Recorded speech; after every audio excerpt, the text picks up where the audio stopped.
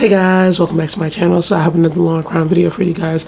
We're going to be reacting to a crime. I do believe the parents survived. I don't know. This is about a 19-year-old who recorded himself shooting his parents. I don't know if they survived or not. We're going to see. But he supposedly did this over his upbringing. Okay, y'all, I swear privileged kids, I don't know if it's privileged or underprivileged, I don't know. We're going to find out in this video. All I know is that parents do the best they can, okay? There are parents that do the best they can with bringing it, like, how you're brought up. I wasn't brought up, like, with wealth, but it's like you find the good things and everything, and you make what, you can't do much. You make the best out of what you got, and you be grateful. God, it's like... my mom was a single mom of 5 girls, and like we fought like dudes, but like we remained positive, and now all my sisters went to college. So just think, I saw a comment somebody, which was insane. Somebody said, just imagine you giving birth to your future killer. So maybe they did die, but it's wild to think like that because it's true. There are so many people who are just murdering out of nowhere, murdering their parents over stupid stuff, and it's sad that it had to end that way. I'm gonna see, before I say that, we're gonna get into it because I am curious if they actually died. But I also heard that he was upset if they didn't. He would have been upset if they didn't die. Yeah, so this is a psychopath in the making, or he was just an idiot who was mad that he didn't get like a PlayStation. I don't know. Let's get into this reaction. A man is accused of filming himself trying to shoot and kill his parents. Wait till you hear the purported motive. To break down this shocking case, we bring on clinical psychologist Dr. April Alexander to try to make sense of it all. Welcome to Sidebar, presented by Law and Crime.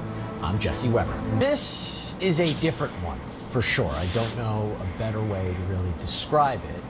We are in Arizona, and a 19-year-old man identified as Jeremiah Estel Blair didn't look 19 at all. Filmed himself trying to execute his mother and father. Why? Apparently because he was upset over his upbringing. Yes. He has been charged with 2 counts of attempted first-degree murder. Attempted. After the police responded to the scene, they found the pair with gunshot wounds. They were transported to the hospital where they're reportedly, at the time of this recording, alert and stable. We're hoping they have a speedy recovery. So that's good. Let's hope. Blair was arrested immediately on scene, and I have to get a better understanding of what is going on here. And to do that, I want to bring in a special guest. Before he get into it, let me just have to say this. Y'all, I really cannot imagine that, like, your son, the person you gave birth with, trying to shoot you or shooting you, or trying to kill you because he's mad the way he was brought up. And let me tell y'all, so I think we need to give some, because I am older than him. He's 19, looking 40. I am currently 25 years old. I always look older too, though, but I don't mind looking older. But look, black don't crack, so I'll be looking like this for a while. Anyways, look. The way you're brought up, people, and I think younger people need to hear this, you can only do so much. But the thing is that you have to, at some point, he's 19 years old.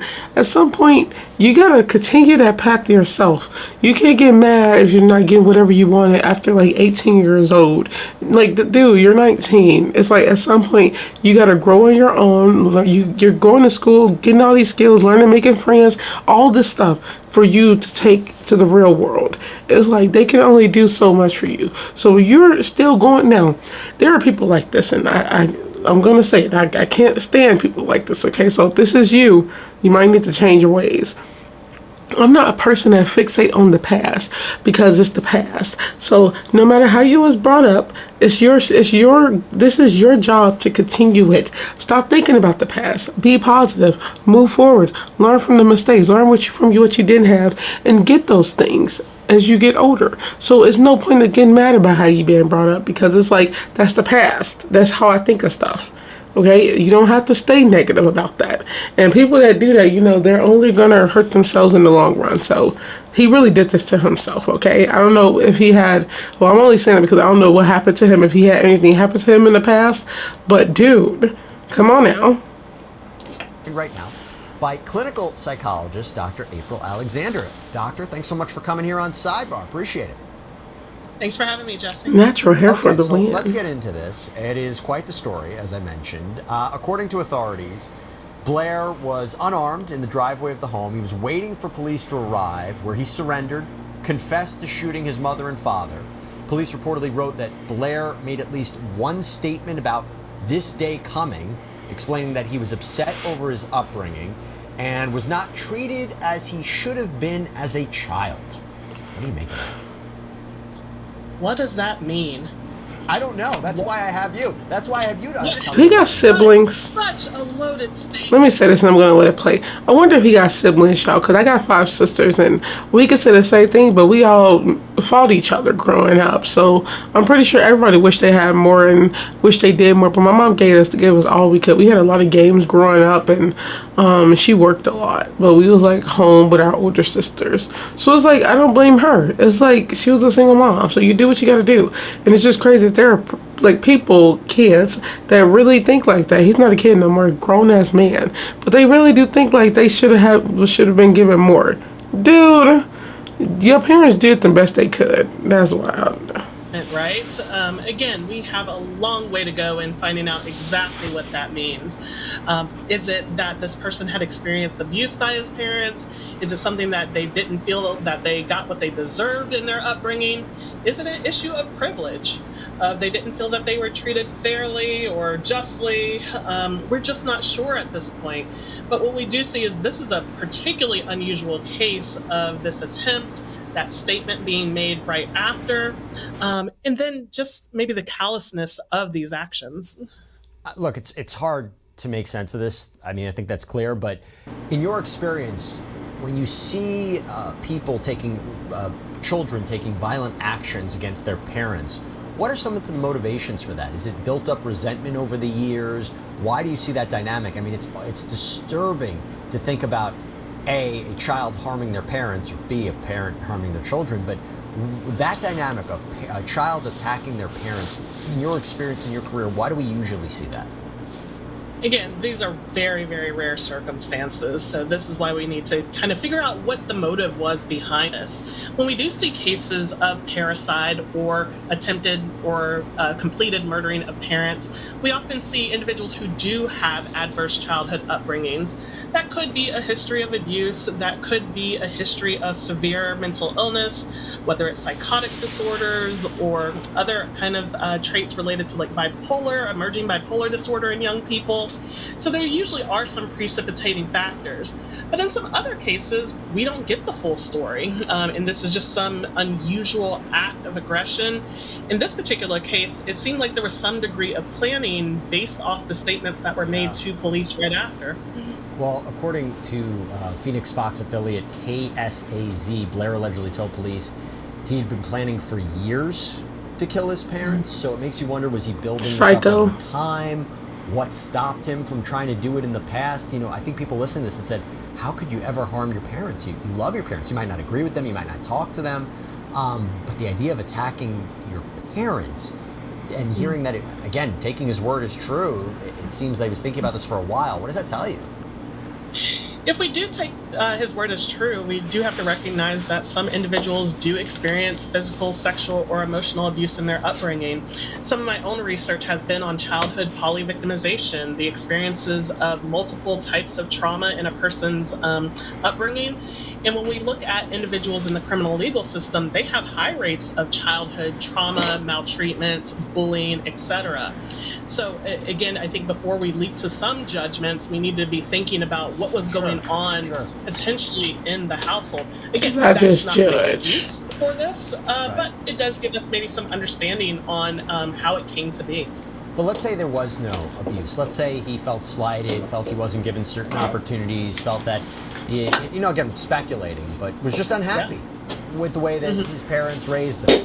If that's the case and there was no outward abuse or anything like that, does that change your analysis? Because one of the things I've spoken to medical professionals before, psychologists before, whenever they talk about people killing or harming their loved ones or people in their family, they talk about it as a separation, right? They don't even look at the person as their parents. They look at them as an object, right? Absolutely. So yeah, our other speculation is, could it be something else? Was this a person who had two parents, was in a healthy household, had probably everything that they needed, And this is why we have some tough conversations about privilege, people feeling slighted because they didn't have enough. So you didn't get a job opportunity, so you blame someone else. You didn't get the new car from your parents, and so you act out aggressively. So yeah, there could be some speculation that they were disappointed in certain things in their childhood upbringing and the way that they were raised. That led to some of this. Again, not an excuse by any means, and that would be extremely egregious. Yeah. Well, let me lay out some of this alleged plan for everybody so we understand. So reportedly, he told police he had been storing this 9mm handgun in his closet, and the initial plan was to shoot his mom and dad on Mother's Day, but decided to wait one day to, quote, set his plan in motion. And then he allegedly brings a camera downstairs, sets it up to record the killing, waited for his parents to wake up, and opened fire. Actually, allegedly told his father, who he shot first, or allegedly shot first, he knew this day was coming. So you want to talk about planning, you want to talk about premeditation. Premeditation all the way. Be, you know, the hallmark of that, but the filming aspect of it? Not even just the filming. Not even just none of that. I'm like, on Mother's Day, like, y'all, he like hated them. That's what that is. Hated them. Like, that was like, I feel like he probably didn't even care if they was his parents. He really hated his parents. And people who do that are really creepy. It's really scary that people could do that. But those people, those individuals, that's what we'll call them. That's what I need to start calling. These are not human, you know, kill somebody. These individuals are in their own category, and they don't care. They'll kill again, especially when you're recording it. You want people to see it. You want to look at it again.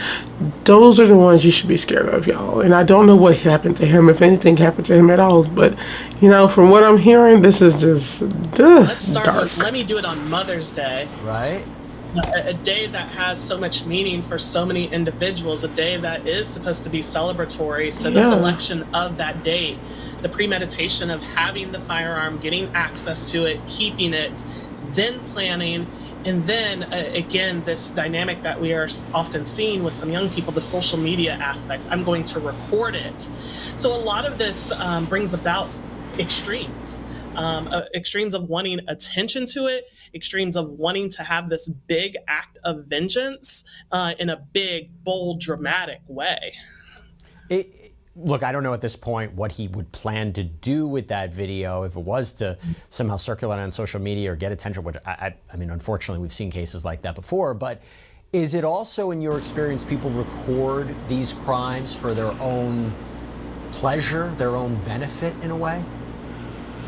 For some individuals, when they record their crimes, we often see this with sexual assault or domestic violence, they will replay those videos and watch them for their own enjoyment. So again, I would be curious to inspect the intent behind recording it. Was it for some of that? Maybe there was a situation in which he didn't get caught. What was he actually planning on doing with that video? Again, enjoying it for pleasure or sharing it with others. Well, reportedly, he wasn't too happy to learn that his parents survived the shooting, as if this couldn't be any more chilling. I do have to ask you about a legal defense here. I'm going to go out and basically say I don't think this is going to work, but whenever we talk about a case like this, we have to talk about the insanity defense. And the problem, I think, would be here, doctor, and correct me if it's wrong, is that Blair knew police were coming. He allegedly admitted to law enforcement that he knew what he had done was wrong.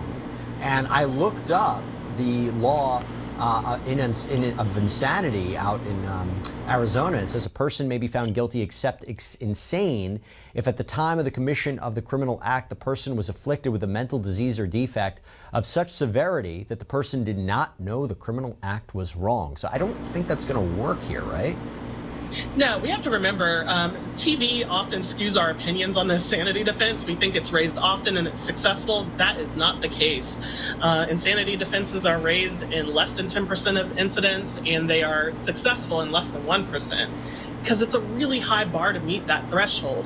We would have to prove that he was under some degree of mental illness or some type of mental state to where he didn't understand what he was doing, which we have some evidence that he did. Again, the intent, the planning, and that he didn't know it was wrong. Most people do understand that murdering is wrong, right? Yeah. It would have to be some extreme circumstance in which you didn't think a murder was wrong, like a person with psychosis who maybe thought that they were trying to kill the devil. and that their parent embodied the devil. So that's the kind of threshold we're meeting. And with some of the present evidence, it's going to be really hard to prove something like that. Yeah, it's usually you just can't appreciate what your actions were. You couldn't conform your behavior.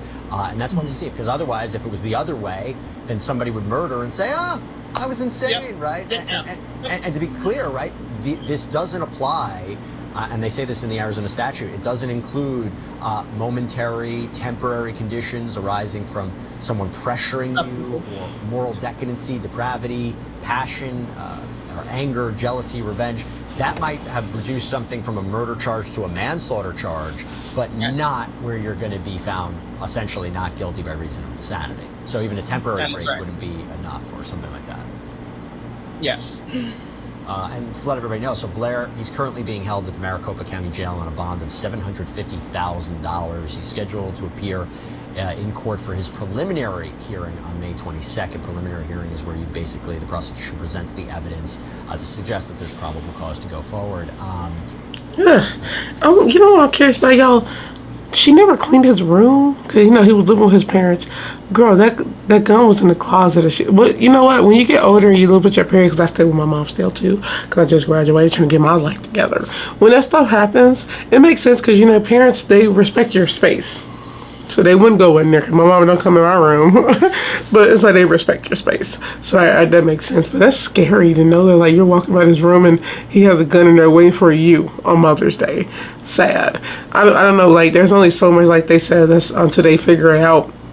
Until hopefully the parents survive. Hopefully they're okay until this happened. Because when did this happen? I think it happened this year. Video was 2 weeks ago though. So hopefully I'm curious to see if they're alive. I'm like, what happened? Like childhood, what's going on now? But no matter what, I just don't think I can justify what happened. I don't know what happened to him, but he hated them, recorded it, will try to record it. Like he was mad they survived. And like this man like truly hate his parents. I can't imagine like going through life like that. Hating both of my parents. Now one of them I can see, but not both. It's like I just don't understand. But I don't understand how he has a bail. I did that video to my bail bonds. Y'all, why did he have a bail? He can't make it, so I'm pretty sure they knew he wasn't gonna get out. But it's like, what if he did? And now he'll be walking free to trial, maybe most likely with an ankle monitor. But I'm like, they need to keep these criminals just behind bars. But let me know what you guys think in the comments. I basically said what I need to say. He's mad about his upbringing. I don't know what happened to him in his childhood, if something happened, because there are some people that's just privileged and they don't think they have enough. So let me know what you guys think in the comments. Don't forget to like, comment, share, subscribe. Road to 700, and I will see you guys on the next video. Bye. Stay safe.